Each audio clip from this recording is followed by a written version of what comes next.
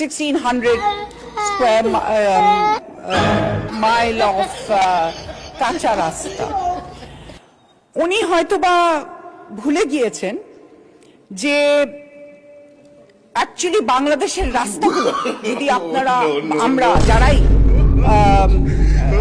আমাদের রুট লেভেলে যাই, the rastas are very very bad situation.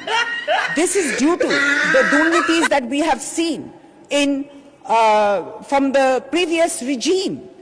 They have literally looted the country. কোনো বড় বড় উন্নয়নের প্রকল্প করেছেন ওনারা, কিন্তু ওনারা কোনো জনগণের উন্নয়নের জন্য কোনো কাজ করেননি, যার জন্য আমাদের এই কাঁচা রাস্তাগুলা এখনো আছে। We are only in government for last 100+ days, so we must give time to our government.